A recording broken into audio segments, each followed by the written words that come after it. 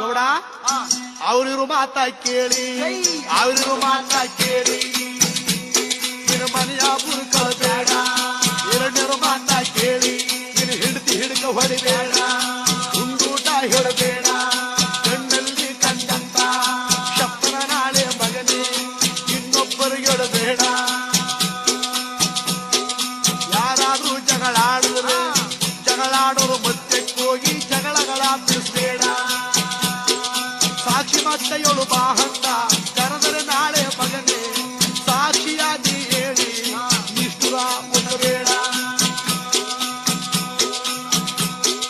ಯಾರಾದರೂ ಬಂದು ಊಟಕ್ಕೆ ಬಾರೋ ಅಂದರೆ ಕಾರ್ದವ್ ನಿನ್ಗೂ